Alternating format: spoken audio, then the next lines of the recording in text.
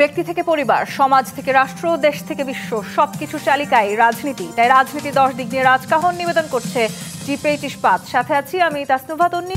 স্বৈরাচারের সহায়ক হিসেবে জাতীয় পার্টি ও 14 দলের কার্যক্রম নিষিদ্ধ করা, জুলাই সনদের ভিত্তিতে নির্বাচন অনুষ্ঠান এবং পিআর পদ্ধতি চালু করা সহ বেশ কয়েকটি অভিন্ন দাবিতে আগামী বৃহস্পতিবার থেকে রাজপথে নামতে যাচ্ছে জামায়াত ইসলামী সহ 4টি দল। এই 4 দলের সঙ্গে নতুন করে আরও 3টি দল যুগপৎ কর্মসূচিতে যুক্ত হচ্ছে বলেও আলোচনা আছে। কিন্তু ত্রয়োদশ নির্বাচনের 4 মাস আগে এমন কর্মসূচি কেন?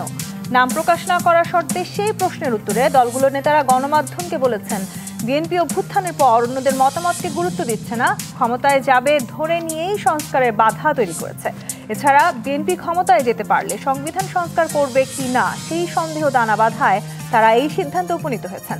অন্যদিকে বিএনপি তাদের এই কর্মসূচিকে নির্বাচনের আগে অস্থিতিশীল পরিবেশ তৈরির পাঁয়তারা হিসেবে দেখলেও দলটি এই ইস্যুটিকে সর্বোচ্চ ধৈর্যের সঙ্গে মোকাবিলা করার কথা জানিয়েছে। এছাড়া কিছু আসন বেশি পাওয়ার লোভে কেউ পিআর পদ্ধতিতে নির্বাচন চাইলে তা জাতীয় জীবনের জন্য ভয়ঙ্কর পরিণতি ডেকে আনবে সতর্ক করে বলেছেন, বিপ্লবের পর এখন রাজপথে থাকার সময় শেষ, নির্বাচনে যাওয়ার সময় শুরু। না হলে বিপ্লবের পর গণতন্ত্রে না ফেরা দেশগুলোর গৃহযুদ্ধের মতো বাংলাদেশেও বিভক্তি দেখা দিবে বলে দলটি মনে করছে।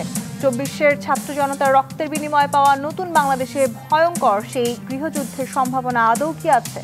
এসব নিয়ে আলোচনায় আজ রাজকাহন স্টুডিওতে আছেন বিএনপির সাবেক সংসদ সদস্য ও কোষাধ্যক্ষ এম রশিদুজ্জামান মিল্লাত, আছেন সিপিবির সাধারণ সম্পাদক রুহিন হোসেন প্রিন্স এবং আছেন জাতীয় পার্টি মহাসচিব ব্যারিস্টার শামীম হায়দার পাটোয়ারি। স্বাগত জানাচ্ছি আপনাদেরকে আজকের রাজকাহনে। রুহিন হোসেন প্রিন্স, হঠাৎ করে আবারও এক ধরনের দাবি দেওয়া আসলো এবং রাজপথে আসলে আবার নতুন করে এক ধরনের উত্তেজনার শঙ্কা আছে আমাদের সামনে। জামায়াত ইসলামী সহ আসলে যারা এই যুগপৎ আন্দোলনের ঘোষণা দিয়েছেন, তাদের এই আন্দোলন রাজপথে যদি আসলে এক ধরনের উত্তেজনা সৃষ্টি করে, সেক্ষেত্রে আসলে যেই সংকট সমাধানের পথে আমরা হাঁটার চেষ্টা করছি, সেই সংকট কি কমবে নাকি আরো বেশি বাড়বে বলে মনে করেন? ধন্যবাদ আপনাকে। আমি এখানে উপস্থিত বিশিষ্ট আলোচকদেরকে ধন্যবাদ জানাই, যারা শুনছেন শুভেচ্ছা জানাই। আমি জিনিসটাকে যদি সহজ করে ভাবি তাহলে একরকম, আবার জিনিসটাকে কঠিন করে ভাবলে আর এক রকম। এইভাবে আমি ভাবতে চাই। আমি সহজ করে কিভাবে, দেখুন, আমরা একটা গণ অভ্যুত্থান উত্তর পরিস্থিতি নিয়ে তো কথা বলছি এবং পরবর্তী পথ চলব কীভাবে। দেখুন, সাম্প্রতিক নেপালের অভিজ্ঞতা সেটা কি বলে যে এক ধরনের এই ধরনের সেখানে যে ঘটনাগুলো ঘটল, তারপরে যারা ক্ষমতা এলেন তারা পরিষ্কার ঠিক করলেন যে তারা নির্বাচনের পথে হাঁটলেন, তারিখও ঘোষণা করলেন। সাথে সাথে যতটুকু আমরা দূর থেকে জানতে পারছি তাতে দেখছি সেই জায়গায় এই সময়কালে তারা দুর্নীতি নিয়ে কথা বলবেন। ওইখানে যে সমস্ত তরুণরা আন্দোলন করেছে তাদের যে মূল দৃষ্টিভঙ্গি সেটার সপক্ষে থাকবেন, আবার ওইখানে যে ব্যাপক ধ্বংসযজ্ঞ হলো তার বিরুদ্ধেও তারা থাকবেন। তা জিনিসটাকে সহজ করে দেখলে তাই, কিন্তু এইটাকে যদি কেউ মনে করে ফেলতো যে বিরাট একটা অন্য ঘটনা ঘটে গেছে, বিপ্লব হয়ে গেছে, তার মানে সব কিছু বাদ দিয়ে করবো, অন্যরকম হতো। তো এখন বাংলাদেশে যেটা ঘটছে এটা একটা অভ্যুত্থান ঘটেছে, কারণ আমরা দীর্ঘদিন ধরে, এক যুগেরও বেশি সময় ধরে এই লড়াইটা করছিলাম। এটা কেনা যায় না, পুরনো কথা, আমি আর ওইটা নিয়ে আলোচনা না করি।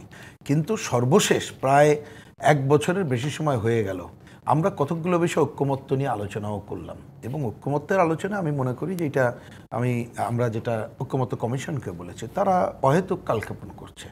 কারণ ঐক্যমত্য মানে যতটুকু ঐক্যমত্য হয়েছে বলে একটা নির্বাচনের দিকে গেলেই ঝামেলা থাকতো না। কিন্তু কোনো দল আছে তারা সময় ক্ষেপণ করতে চাইছে তাদের নিজস্ব কতকগুলো হয়তো বিবেচনা থেকে।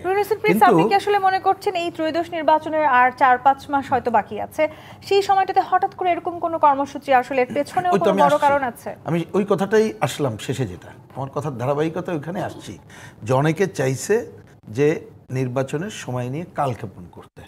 তার মধ্যে কেউ যদি মনে করে আমরা তো অলরেডি ক্ষমতায় আছি, এনজয় করছি, সেই কারণে চাইতে পারে যে আমরা কি বলবো, যে আর একটু সময় পেলে আরও বেশি ক্ষমতাধর হব, চাইতে পারে অন্য কোনো কারোর উদ্দেশ্য বাস্তবায়নের জন্য। এখন ধরুন আমরা অন্ততপক্ষে বামপন্থীরা বা কমিউনিস্ট পার্টি, আমরা মনে করি, দেখেন ইমিডিয়েট নির্বাচন হলে কী হবে না হবে আমি তার মধ্যে যেতে চাই না, কিন্তু আমরা মনে করি আমাদের প্রধান কাজ হচ্ছে গণতন্ত্রের পথে হাঁটা, যার জন্য আমরা প্রথম দিন থেকে বলছি আর দেরি না করে দ্রুততম সময় নির্বাচিত সরকার হাতে ক্ষমতা হস্তান্তর করার কাজ হবে। আমরা আন্দোলন সংগ্রাম ফাইট যা করব তাদের সাথে করব, সারা যদি জনগণের সাথে কাজ না করে। তা সেই জায়গাটা না করে যার যার কথা বলতে পারে, আমি কথা বলা নিয়ে কিন্তু কিছু বলবো না, কারণ যার যার দল তার কথা বলবে। গতকাল আমরা বামপন্থীরা 4 দফা দাওয়ায় কিন্তু আমরা কর্মসূচি করেছি দেশব্যাপী, হয়তো আমাদেরটা অত মিডিয়াতে আসে নাই, কিন্তু সেটা যার যার দল করুক, কিন্তু তার মোক্ষম কথা হবে যে কোনো অজুহাতেই নির্বাচনকে বিলম্বিত করা যাবে না। এটা একটা প্রশ্ন। আর অন্য ইস্যু করতেই পারে, কিন্তু মনে রাখতে হবে এইবারে যে নির্বাচনের কথা বলছি সেটা তো হচ্ছে আমাদের এখনকার সংবিধান যে নির্বাচনকে আফোল্ড করে সেই নির্বাচনে।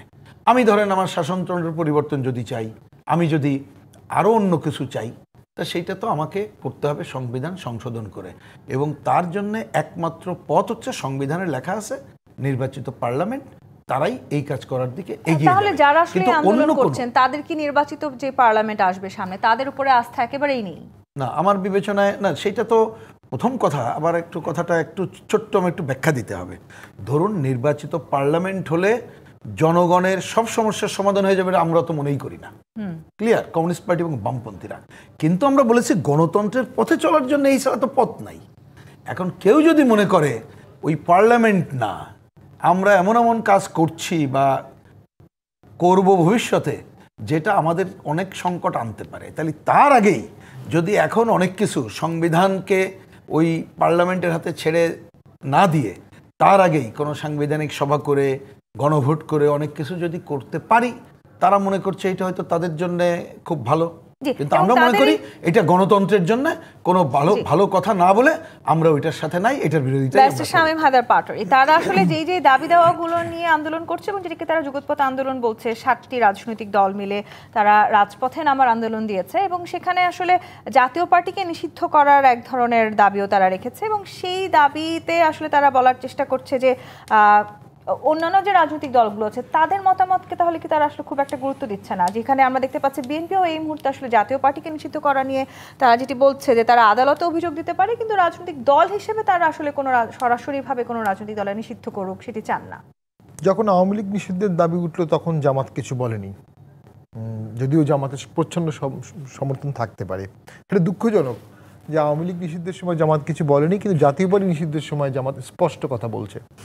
জামাতের জীবনের প্রথম ভোট স্বাধীন বাংলাদেশে এরশাদ স্যারের আমলে 1986-এ জামাত পার্টিসিপেট করে এবং জাতীয় পার্টি কখনো জামাতের ব্যানের পক্ষে তো বলেইনি, বিপক্ষেই বলেছে। জিএম কাদেরও স্পষ্ট এই কিছুদিন আগেও গত বছর যখন জামাত ব্যান করা হলো শেখ হাসিনার আমলের শেষের দিকে, জিএম কাদের স্পষ্ট বলেছে এভাবে কোনো দল ব্যান করা যায় না। গণতন্ত্র মানে তো এইটা না যে 7টি দল মিলে 2টি দল ব্যান করে দেবে, ভোটের আসনগুলো ভাগাভাগি করে নেবে। গণতন্ত্র মানে তো হচ্ছে আপনি নির্বাচন করবেন, নির্বাচনে জনগণ সিদ্ধান্ত নেবে। নির্বাচনের আগেই যদি নির্বাচনের ফলাফলটা আপনি রূপরেখা তৈরি করতে চান তাহলে কিন্তু এটা এক ধরনের বড় মাপের স্বৈরাচারী আচরণ এবং এইটাই বাংলাদেশে সবসময় প্রবলেম ছিল। এবং 14, 18, 24 ওই ধরনের নির্বাচন ছিল যেটা আগে থেকেই ফলাফলটা নির্ধারণ ছিল। সেটার বিরুদ্ধেই তো মানুষ জেগে উঠলো, মানুষ সেটার প্রতিবাদ করলো, তারা পালিয়ে গেল, নতুন রিজিম আসলো, নতুন ধারা আসবে। এখন নতুন ধারায় যারা এসে তাদের একাংশ যদি আবার সেই নির্বাচনকে নিয়ন্ত্রণ করতে চায়, জাতীয় পার্টি বাদ, আওয়ামী লীগ বাদ, জাসদ বাদ, আরও অনেকে বাদ, তাহলে ভোট হবে কিভাবে? কিন্তু ব্যারিস্টার শামীম হায়দার পাটোয়ারি, আপনি কি মনে করছেন এই যুগোৎপথ আন্দোলন যদি আসলে রাজপথে নেমে আসে এবং সেখানে যদি একজন উত্তপ্ত পরিস্থিতি তৈরি হয়, সেটি আসলে তারা চেষ্টা করছে তাদের এখন যে রাজনৈতিক শক্তি সেটিকে জানান দেওয়ার এক ধরনের পরিকল্পনা কিনা কিংবা কৌশল কিনা? দেখুন, আমি মনে করি জামাত এই মুহূর্তে 55 বা 54 বছরের স্বাধীন বাংলাদেশে সবচেয়ে শক্তিশালী অবস্থানে আছে এবং সবচেয়ে রেসপন্সিবল অ্যাটিচিউডটাও তাদেরকে করতে হবে। শক্তিশালী অবস্থান মানে এই না যে আমি আরেকটি দলকে ব্যান করে আমার পলিটিক্যাল সুবিধা করে নেব। আর শক্তি জানান রাজপথে দিতে পারে, সরকারটাই তো তাদের। এই সরকার জামাতের সরকার, এই সরকার এনসিপির সরকার। নিজের সরকারের বিরুদ্ধে কেউ আন্দোলন করে নাকি? সরকার যদি ব্যান করতো, প্রয়োজন মনে করতো সরকার। মনে করছেন এই সরকারের বিরুদ্ধে তাদের এই আন্দোলন নাকি সরকারের কাছে আমার মনে হয় শক্তি প্রয়োগ, বিএনপিকে চাপে ফেলানো, বিএনপিকে কোনো কিছুতে বাধ্য করার চেষ্টা করা, পুরো জিনিসটাই ঘোলাটে এবং ইলেকশনকে পিছিয়ে দেয়া। সবচেয়ে বড় হচ্ছে এই মুহূর্তে দেশের যে কাঠামো সেখানে জামাত খুবই কমফোর্টেবল। পিসি তাদের, ডিসি তাদের, ছাত্র সংসদে তাদের ভোট ভালো হচ্ছে, দেশ চালাতে জামাতের কোনো অসুবিধা হচ্ছে না এবং সুকৌশলে তারা যেসব বিষয়ে অভিযোগ করছে চাঁদাবাজি বা অন্যগুলোতে তারা নিজেদেরকে দূরেও রাখতে পেরেছে। তো এই মুহূর্তে যত ভোট দেরি হবে জামাত তত তার গ্রিপটাকে স্ট্রং করতে পারবে। তো অমুক দল ব্যান করে দাও, পিআর আনো, এগুলো করে ভোটটাকে নষ্ট করে দাও, ভোট পিছিয়ে দাও, এটা হচ্ছে একটা মুখ্য উদ্দেশ্য। আরেকটা জিনিস আছে, সেটি হচ্ছে যে 5টি দফা দেয়া হয়েছে, সুষ্ঠু ভোট চাচ্ছে এই 7 দলীয় জোট। তারপরে তারা কি চাচ্ছে? লেভেল প্লেইং ফিল্ড চাচ্ছে। 5 নম্বরে জাতীয় পার্টি ও অন্যান্য ফ্যাসিবাদ দোষরদেরকে নিবন্ধন বাতিল করতে হবে, ভোট করতে দেওয়া যাবে না। তাহলে আপনি সুষ্ঠু ভোট চাচ্ছেন 1 নম্বর, আর আপনার পরের দফাগুলো হচ্ছে অমুক দলকে বাদ করে দাও। তার মানে আপনি সুষ্ঠু ভোট চাচ্ছেন না, আপনি নিয়ন্ত্রিত ভোট চাচ্ছেন। আপনি একটা ভাগাভাগির ভোট চাচ্ছেন, যে ভাগাভাগির ভোটে আপনার একটা বড় কেক পাবেন যদি জাতীয় পার্টিকে ব্যান করা যায়। তাহলে আসলে এই ভাগাভাগির ভোটে যদি জামায়াত ইসলামী আবার নতুন করে জোট গঠন করে, সেক্ষেত্রে কি আপনি মনে করেন এই সমস্যার সমাধান হবে, নাকি জাতীয় পার্টি আসলে এবার পুরো দমে রাজনীতিতে ফেরার চেষ্টা করছে এবং তারা আসলে আবারও নতুন করে ক্ষমতায় যাওয়ার চিন্তা করছে, সে কারণেই তাদের এই শক্তি প্রদর্শন? আমার মনে হয় জাতীয় পার্টিকে নিয়ে শক্তি, মানে জাতীয় পার্টিকে বাদ দেওয়ার চেষ্টার মূল লক্ষ্যটাই হচ্ছে যদি জাতীয় পার্টি কোনোভাবে ভোটে বাদ দিয়ে দেওয়া যায়, যেটা আমি মনে করি না বাস্তবসম্মত বা হবে, বা আইনসম্মত অবশ্যই না। আরপিও বা সন্ত্রাসবিরোধী আইন অনুযায়ী এটা কোনোভাবেই আইনসম্মত না। সেটা হওয়ার পরে আসলে বিএনপি তখন ভোটে যাওয়া না যাওয়ার ক্ষেত্রে জামাত যেটা বলবে এটা শুনতে বাধ্য হবে। কারণ তখন যদি জামাত বলে আমরা ভোটে যাব না, তখন বিএনপি জামাত যা বলবে তাই মেনে নিতে বাধ্য হবে। সেই প্রেক্ষাপট কি আসলে বাংলাদেশের বর্তমান রাজনীতিতে আছে? বিএনপির মতো একটি বড় রাজনৈতিক দলকে বাধ্য করা কি সম্ভব? যদি জাতীয় পার্টি না থাকে কোনো কারণে ভোটের রেসে, কারণ বিএনপি তো দেশ চালিয়েছে, বিএনপি তো জানে তার ম্যান্ডেট লাগবে। তার ম্যান্ডেট হচ্ছে ইনক্লুসিভ ভোট, তার ম্যান্ডেট হচ্ছে পার্টিসিপেশন অফ ভোটার্স, এবং সে যদি সেই ম্যান্ডেট ছাড়া ক্ষমতায় যায় তার দেশ চালাতে অনেক কষ্ট হবে, স্বীকৃতির সমস্যা হবে, লোনের সমস্যা হবে।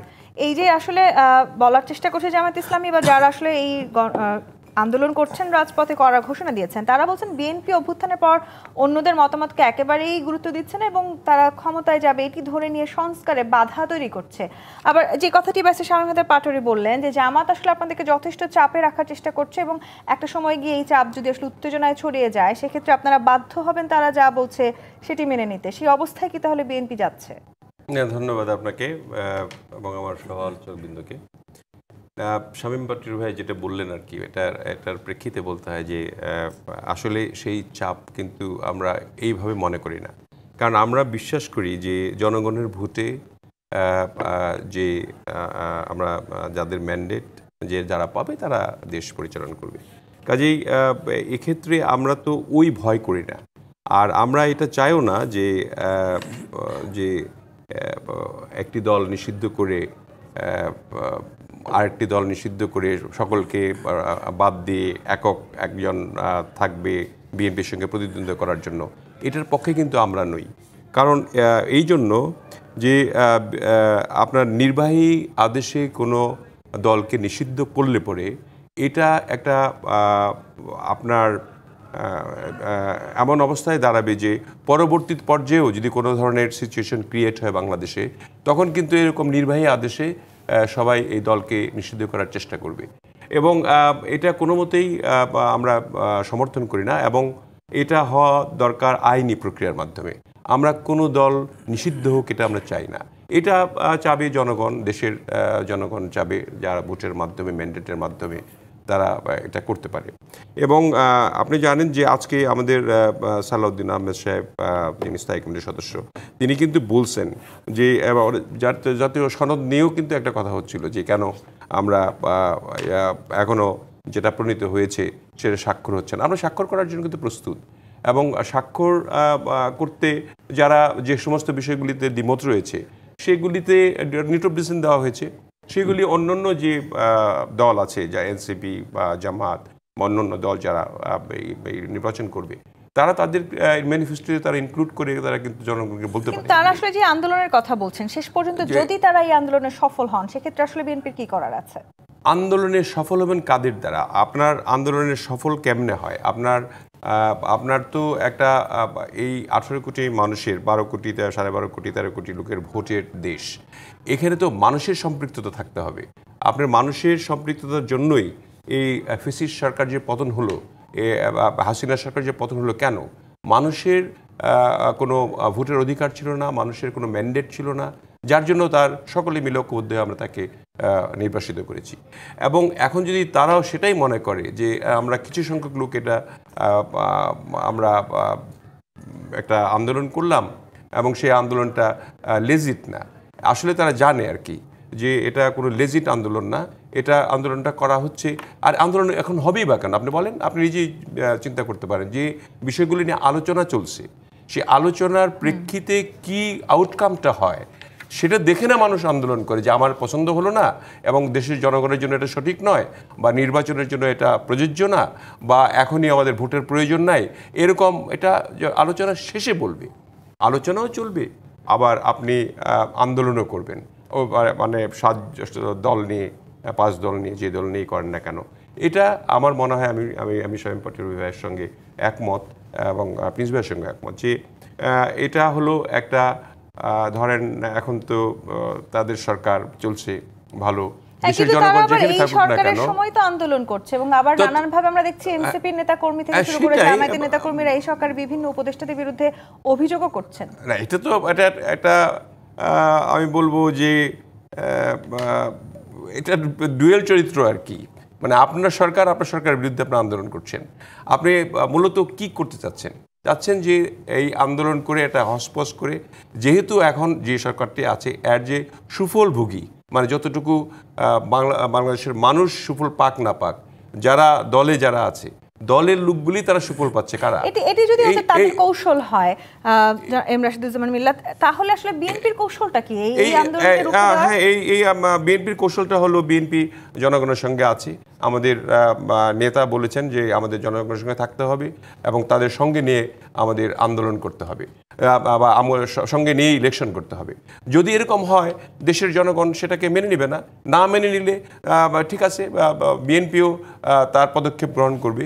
তখন যদি ওইরকম পরিস্থিতি হয়, সেই বাংলাদেশকে তো উদ্ধার করতে হবে। আর বাংলাদেশের মেজরিটি মানুষ যদি সেটাকে চায়, এখন তো দেখেন আপনি সংস্কারের কথা কাউকে জিজ্ঞেস করে দেখেন। আমি একটা পরিসংখ্যানে দেখলাম পরশুদিন যে এর আগে সংস্কার নিয়ে 48% লোক সংস্কার চেয়েছে, কিন্তু কয়েকদিন আগে একটা পরিসংখ্যানে এসছে যে এখন 19% লোকও সংস্কার চায় না, প্রায় 19% লোক সংস্কার চায়। তার মানে কমে আসছে আর কি। তার মানে তারা সংস্কার না চেয়ে তারা নির্বাচনমুখী হয়েছে, তারা নির্বাচন দেখতে চায় এবং ভোটের মাধ্যমে যে যারা সরকার গঠন করবে তারা এই বিষয়গুলি নিয়ে ফয়সালা করবে। কিন্তু আসলে এই যে আসলে দ্বিমতটা বাড়ছে, ব্যারিস্টার শামীম হায়দার পাটোয়ারি সেক্ষেত্রে আসলে গৃহযুদ্ধের এক ধরনের শঙ্কা করছেন অনেক রাজনৈতিক বিশ্লেষক। সেই পথে হাঁটার মতন পরিস্থিতি বাংলাদেশে তৈরি হতে যাচ্ছে কি না, সেই শঙ্কা আসলে কতখানি আমাদের জন্য? এবং আপনি নিশ্চয়ই জানেন যে আন্দোলনের ঘোষণা এসছে, সেই আন্দোলন নিয়ে আসলে নানানভাবে গোয়েন্দা সংস্থাগুলোর তরফ থেকেও এক ধরনের আশঙ্কা আছে। সেই সব কিছু মিলে এই অন্তর্বর্তী সরকার সামাল দিয়ে উঠতে পারবে কিনা? আমি আসবো আপনার কাছে। জি-25 প্রাথমিক রাজকাহন থেকে বিরতি নিয়ে ফিরছি, সাথেই থাকুন। জি-25 প্রাথমিক রাজকাহন দেখছেন, ব্যারিস্টার শামীম হায়দার পাটোয়ারি প্রশ্ন রেখে বিরতিতে গিয়েছিলাম। গৃহযুদ্ধের মতো আসলে এক ধরনের পরিস্থিতি তৈরি করার আশঙ্কা করছেন রাজনৈতিক বিশ্লেষকরা এই আন্দোলনের মধ্য দিয়ে। সেটি আসলে সংকট আরো বাড়তে যাচ্ছে এবং সেই সংকট মোকাবেলা করার মতো যথেষ্ট তৎপরতা এই অন্তর্বর্তীকালীন সরকারের আছে বলে কি মনে করেন? দেখুন, এই সরকার প্রথমেই ঐক্যমতে একটা চিপ ধরে গিয়েছে, একটা বড় অংশকে বাদ দিয়ে ঐক্যমত কমিশন করা হয়েছে, মিটিংয়ে ডাকা হয়েছে এবং ওই ঐক্যমত কমিশনে যারা ছিল তাদের মধ্যে এখন আমরা 2 ভাগ দেখছি, জামাত সহ 7টি দল আর বিএনপি সহ বাকি বামপন্থী। এই ভাগ নিয়ে তো একটা ভোট বা সংস্কার কোনোটাই করা সম্ভব না। আজকে ভাঙায় যা হলো টানা 3-4 দিন, এটা তো গৃহযুদ্ধই বলে এটাকে। ট্রাফালগার স্কোয়ার লন্ডনে যা হচ্ছে, ট্রাফালগার স্কোয়ার থেকে ভাঙা দেশের একটা চিত্র দেখা যাচ্ছে দেশে বিদেশে, এবং অসংখ্য জায়গায় আন্দোলন হচ্ছে, ব্লকেট হচ্ছে। 100টার উপরে মাজার ভাঙা হয়েছে গত কয়েকদিনে। এর মধ্যে কোনো মাজারে লাশকে জীবন্ত মানে উঠিয়ে আগুন দেওয়া হয়েছে। মানে বর্তমান সরকারের আমলে লাশের অধিকার নাই, মানুষের বাঁচার অধিকার নাই, স্বাভাবিক মৃত্যুর অধিকার নাই, মৃত মানে দেহের যে অধিকার সেটাও এই সরকার রাখতে পারে নাই। সেই ক্ষেত্রে এই সরকার ভোট করবে কিভাবে? এই সরকার ভোট করার জন্য প্রস্তুতি নিচ্ছে না, নিতেও পারবে না, পুলিশকে মোটিভেট করতে পারবে না। নতুন অনেক পুলিশ নিয়োগ হতে পারে সামনে, 1 লাখ আমরা শুনেছিলাম সংখ্যাটা, তো সেটা তো সাজানো ছক হতে পারে। সেই 1 লাখ পুলিশ কি পলিটিক্যালি নন পলিটিক্যাল নিউট্রালি নিয়োগ হবে? আমার তো মনে হয় না। সেখানে তো পেনেট্রেশন হবে। এই জায়গাগুলো তো পলিটিক্সের মধ্যে আরো অনাস্থার সৃষ্টি করবে। সরকার ভোটের রাস্তায় হাঁটেনি। আরেকটি শুনি, আমি একটু কথা বলবো। সরকার তো ফেব্রুয়ারিতে নির্বাচন করা নিয়ে দৃঢ় প্রতিজ্ঞ, তারা বারবার বলছে যে তারা ফেব্রুয়ারিতেই নির্বাচন করতে চায়, একদিনও বেশি থাকতে চায়। ফেব্রুয়ারিতে নির্বাচন হয় তাহলে আমাদের নভেম্বরের মধ্যেই তফসিল হবে। আজকে সেপ্টেম্বর, এখন জাতীয় পার্টি ব্যানের অভিযোগ উঠতেছে। গত সপ্তাহে জাতীয় পার্টির অফিসে 2বার আগুন দেওয়া হয়েছে। তাহলে তফসিলের 2 মাস আগে একটা পার্টি অফিসে আগুন দেওয়া হচ্ছে। নির্বাচনের পরিবেশ, লেভেল প্লেইং ফিল্ড কিভাবে আসবে? নিরাপত্তা কিভাবে আসবে প্রার্থী এবং সেখানে পুলিশ, কত হাজার পুলিশ আছে আমাদের, কিভাবে নিরাপত্তা দেবে? তো সেটার জন্য সরকারের যে কাজগুলো করা উচিত ছিল, পুলিশকে মোটিভেট করা উচিত ছিল, রাজনৈতিক ঐক্যমত সৃষ্টি করা উচিত ছিল, সরকার সেগুলো করেনি। এবং সেনাবাহিনীকেও কনফিডেন্সে নিয়ে সেনাবাহিনীকে মোটিভেট করা উচিত ছিল। আমরা যেটা দেখলাম একটা হটস্পট সিচুয়েশন। আরেকটা জিনিস আসছে, অনেকেই বলছে বিশেষ সাংবিধানিক অর্ডার দিয়ে এই সংস্কার কমিশনের অর্ডারগুলোকে ইমপ্লিমেন্ট করবে। এরকম কোনো টার্ম আমি কখনো শুনিনি আমার জীবনে। এবং সেটা হতে পারে কি, একটা এলএফও ছিল যখন ইয়াহিয়া খান ক্ষমতা নিলেন 25/3/69 সালে, উনি 1 বছর ধরে আলোচনা করে ঠিক করলেন যে আমরা 70-এ ভোট করব। উনি 23/3/1970-এ একটা লিগাল ফ্রেমওয়ার্ক অর্ডার দিয়ে বললেন যে পাকিস্তানের রাষ্ট্রধর্ম হবে ইসলাম, পাকিস্তান ইসলামিক রিপাবলিক হবে, এটা হবে, 4টা প্রভিন্স হবে, আর এই আদর্শের ভিত্তিতে ভোট হবে। ওইটা ছিল একটা আর্মি শাসন, সবাই ওখানে কিন্তু ঐক্যমত ছিল, ওখানে কিন্তু কোনো দল বাদ ছিল না এলএফওতে। এখন তো অনেকগুলো দল বাদ দিয়ে আলোচনা হচ্ছে। সো এলএফও এখন টোটালি ইরিলেভেন্ট, বিশেষ সাংবিধানিক অর্ডার বলে কিছু নাই। তাহলে কি ব্যারিস্টার শামীম পাটোয়ারি আপনি মনে করছেন এই যে মতকে আমরা পৌঁছাতে পারছি না, যে অনৈক্য সৃষ্টি হচ্ছে, সেটি কোনো কোনো রাজনৈতিক দলের ইচ্ছাকৃত সৃষ্টি? একটা তো যে আমরা বলছি যারা অ্যাডমিনিস্ট্রেশন দখল করে ফেলেছে, যারা ভার্সিটিগুলো দখল করে ফেলেছে, তাদের জন্য স্ট্যাটাস কিউ বর্তমান স্থিতি ব্যবস্থা প্রেফারেবল। এটা থাকলে তাদের কোনো আপত্তি নেই, এইভাবে 10 বছর চললেও কোনো আপত্তি নেই। দেশ কি হবে, দেশের মানুষের কি হবে, দারিদ্রতার কি হবে, চাকরির কি হবে? মুর্শিদুজ্জামান মিলাদ, এই যে এতগুলো কি হবে প্রশ্ন আমাদের সামনে, এবং বিএনপি আসলে যে পথে হাঁটার চেষ্টা করছে সব দাবি দেওয়া ঠিক সেটার বিপক্ষে যাচ্ছে। বিএনপি নেতা সালাউদ্দিন আহমেদ বলেছেন যে কিছু আসনের লোভে জাতীয় স্বার্থের বাইরে গিয়ে পিআর পদ্ধতি জাতীয় জীবনে ভয়ঙ্কর পরিণতি আনবে। যদি তারা তাদের এই দাবি দেওয়া অটল অবস্থানে থাকেন, সেই ভয়ঙ্কর পরিণতিটা আসলে আমরা কি দেখতে যাচ্ছি? দেখেন, পিআর পদ্ধতি তো বাংলাদেশের জন্য প্রযোজ্য নয়, বহুবার কথাটা বলেছি। কারণ পিআরে অভ্যস্ত নয় মানুষ, আর পিআরটা কি মানুষ এখনো বুঝেও না আর কি। যে আর আমাদের দেশের প্রায় আমার মনে হয় 95% লোক পিআর বুঝবেই না আর কি, যে হোয়াট ইজ পিআর। একটা মার্কা দিলেন, কে ইলেকশন করছে না করছে, এগুলো এই কালচারই নেই আমাদের মধ্যে। আর আমার বিশ্বাস যে যেটাই হোক না কেন, যেহেতু একটা এই যে এরকম একটা সরকারকে আমরা ঐক্যবদ্ধভাবে সবাই হটিয়েছি, আমার মনে হয় সবাই নির্বাচনে আসবে। এবং আমার কাছে মনে হয় যে এই ধরনের কোনো ঘটনা ঘটবে না। আমরা তো জনগণের উপর আস্থাশীল। এবং দেখেন, আমরা যদি এই যে দুর্ভোগ না করার চেষ্টা করতাম আর কি, এবং এটার যে বিপক্ষে আমরা জনদুর্ভোগ যাতে না হয়, সেই জন্য কিন্তু এই আন্দোলনটাই আমি খুব ডিসকারেজ করছি যে তারা যে 18 তারিখে আন্দোলন করবে। মানে আমরা আমাদের প্রতিষ্ঠা বার্ষিকীতেও কিন্তু আমরা রেলি করিনি, বিকজ জনদুর্ভোগ যাতে না হয়। এমনি দেশের অবস্থা 12টা, ব্যবসায়ীরা ব্যবসা করতে পারছে না, মানে দারিদ্রতার হার বাড়ছে। সেক্ষেত্রে আপনার যদি এ ধরনের কোনো ঘটনা ঘটে, তাহলে জনগণ তো অবশ্যই বসে থাকবে না, কোনোদিনও বসে থাকেও নাই। আর আপনার আমাদের মাঠে আমরাও নামবো। তাহলে বিএনপি বলেছে তারা আসলে এই মুহূর্তে দেশে এই ধরনের কোনো পরিস্থিতি দেখতে চায় না, কিন্তু ইসলামপন্থী দলগুলো তাদের ভোট এক বাক্সে আনার চেষ্টা করছে। সেক্ষেত্রে তারা যদি জোট করে, বিএনপি আসলে তাদেরকে কিভাবে মোকাবেলা করবে? আমরা ভোটের মাধ্যমে মোকাবেলা করতে চাই।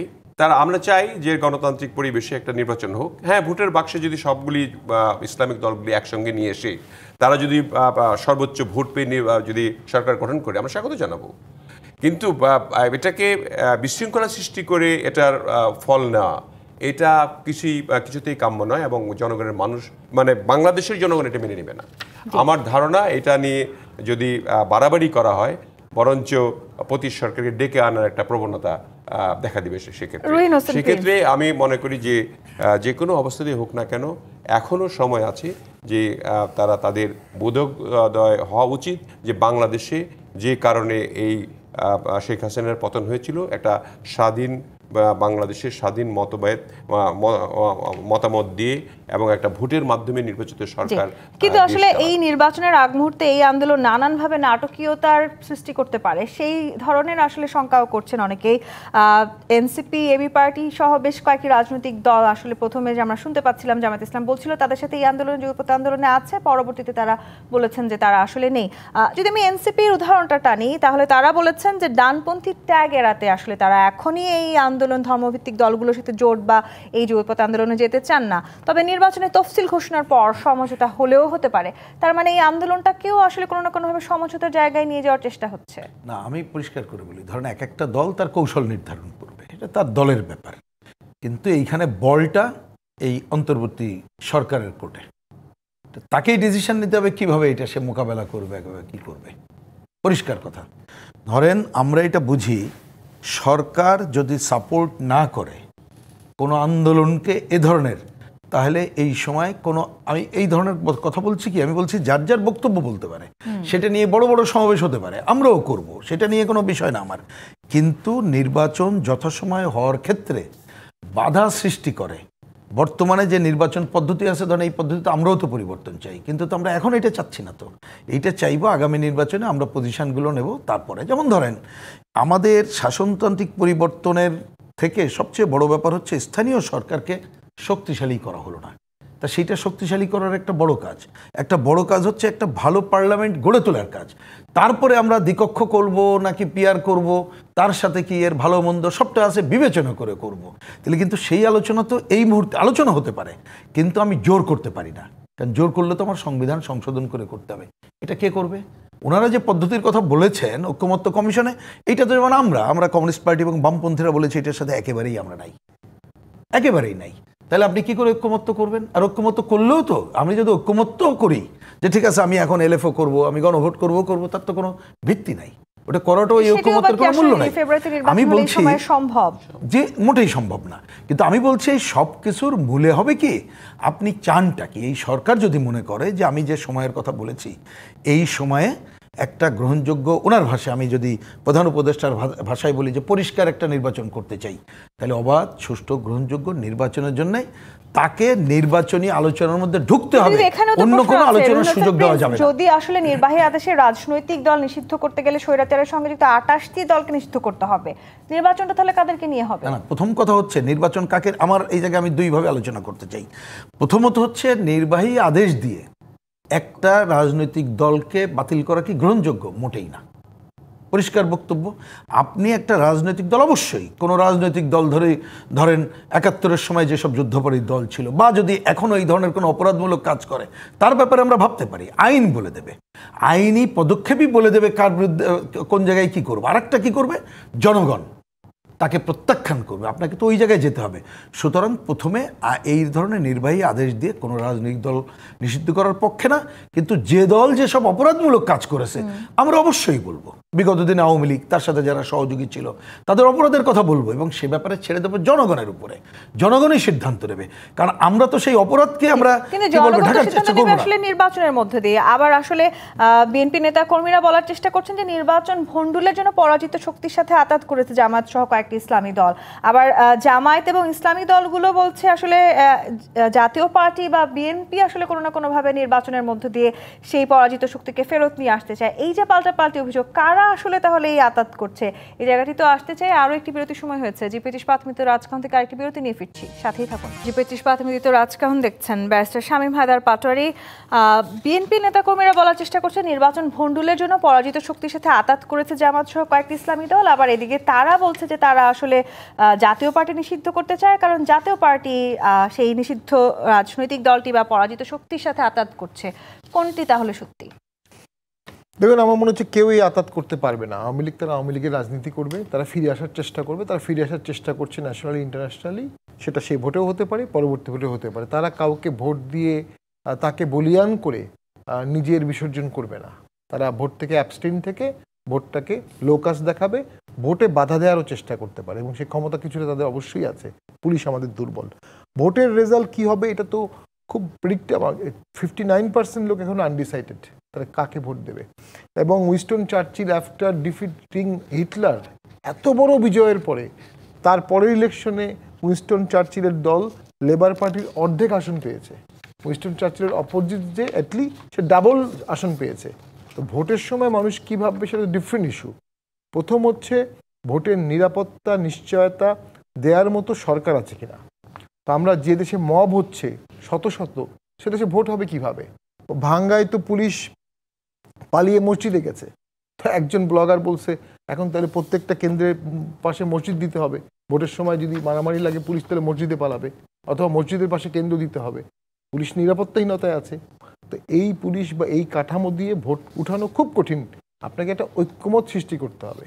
ইয়া খান এসেও তো ঐক্যমত করেছিলেন। ওই যে এলএফও বললাম, এলএফের আগে সব দল নিয়ে বসছিলেন, বসে সম্মতি হয়েছে, তারপর এলএফও হয়েছে, কাউকে বাদ দিয়ে না। কিন্তু নেপালে দেখেন এত কিছু হলো, তারপর কি তারা কোনো দলকে বাদ দিয়েছে? হ্যাঁ, বাংলাদেশের কনটেক্সটটা ডিফারেন্ট, অস্বীকার করব না, কিন্তু একটা ইনক্লুসিভ ইলেকশনের বাস্তবতা দেশের অর্থনৈতিক স্বার্থে আছে, ভবিতব্য ইকোনমিক্সের জন্য আছে, তাহলে আসলে রাষ্ট্রের জন্য আছে। যে রাজপথে যেই সংকট কমবে না বাড়বে আমরা এত আশঙ্কা করছি, সেটি আসলে ইনক্লুসিভ নির্বাচনটিকে থামিয়ে দেওয়ার জন্যই কি করা হচ্ছে? না, আমরা তো মনে করি যে অলরেডি নন ইনক্লুসিভ ক্যারেক্টার রাষ্ট্রে চলে আসছে, আওয়ামী লীগ ব্যান, এটাকে যদি আরো বাড়ানো হয় তাহলে এ রাষ্ট্র থাকবে না, এ দেশ থাকবে না, ভাগ হয়ে যাবে, দুটো ভাগ, একটা পার্সেন্টেজ বাইরে, একটা সেটা কি পার্সেন্টেজ তাহলে যারা এই আন্দোলন করছে তারা বুঝতে পারছে না? তারাও তো যথেষ্ট পুরনো রাজনৈতিক দল। তারা অনেক পুরনো রাজনৈতিক দল হলেও তারা মনে করছে যে এই প্রেক্ষাপটে একটা ক্লাউড ক্রিয়েট করলে, ভোট পিছালে, এটা সরকারের এজেন্ডাও হতে পারে। বর্তমান সরকারও আসলে ভোট চাচ্ছে কি না তাদের কার্যক্রমে দেখে আমাদের ভোটের কার্যক্রম মনে হচ্ছে না, কারণ ভোট করতে গেলে আগে থেকেই কাজ করতে হতো, 1 বছর 6 মাস আগে থেকেই, সেরকম নিদর্শন আমরা দেখছি না। তো সব মিলিয়ে সরকার অ্যাজার্টিভ হচ্ছে না, ভোটের ব্যাপারে ফার্ম হচ্ছে না, এবং নির্বাচন সংক্রান্ত আলোচনা কিন্তু আমরা দেখছি না। কি করলে সুষ্ঠু নির্বাচন হবে এই আলোচনাগুলো কিন্তু আমরা দেখছি কিন্তু আবার এদিকে এই সরকার নিয়েও অনেক ধরনের শঙ্কা দেখা যাচ্ছে। রুহিন হোসেন প্রিন্স, গণ অধিকার পরিষদের সাধারণ সম্পাদক রাশেদ খান, তিনি মনে করছেন যে অন্তর্বর্তীকালীন সরকার ভেঙে দেওয়া নিয়ে এক ধরনের আশঙ্কা, বড় আশঙ্কা আছে, এবং বাংলাদেশের গণঅভ্যুত্থান পরবর্তী যে সরকার আসলে সেই সরকারের উপদেষ্টাদের গ্রেপ্তার করা হতে পারে, রাষ্ট্রদ্রোহী অভিযোগে পাকড়াও করা হবে, এরকম নানান ধরনের অভিযোগের কথা, শঙ্কার কথা তিনি বলেছেন। সেগুলো কতখানি সত্যি তাহলে? না, এটা তো আমি মনে হয় এখন এটা আলোচনার কোনো এজেন্ডা না। ধরুন এইখানে যদি যাদের কথা আমি জানি না কোন প্রেক্ষাপটে উনি বলেছেন, সেটা আমার জানা নেই, কারণ পুরো খবরটা দেখিনি, হয়তো আগামীকাল পত্রিকায় বিস্তারিত দেখতে পাবো। কিন্তু আমি মনে করি এখন এইটা এজেন্ডা না।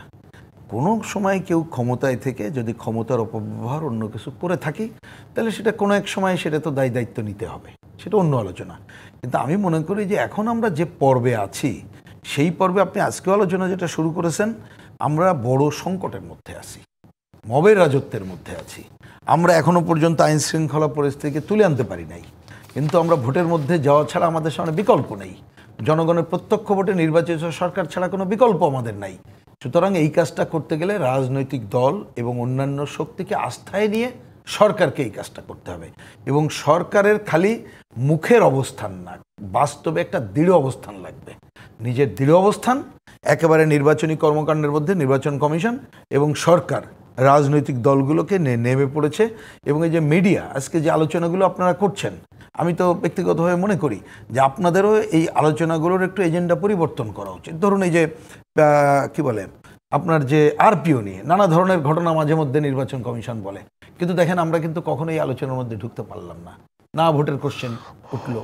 আপনি সীমানা নির্ধারণ নিয়ে যে ধরনের জটিলতা ঘটছে, তাহলে সেই ব্যাপারেও তো আমাদের একটা আলোচনা করতে হবে যে আমি একটা সংকট তো ক্রিয়েট করব না, তাহলে আমি কিভাবে করতে পারি।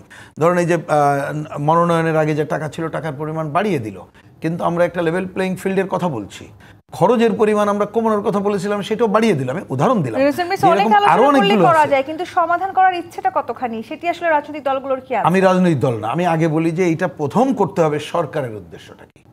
সরকারের যদি আগে বলে, আপনি রাজনৈতিক দল তো সবাই সমান পাবেন না, এক এক দল তার সুবিধা মতো বিবেচনা থেকেই সে পদক্ষেপ গ্রহণ করবে।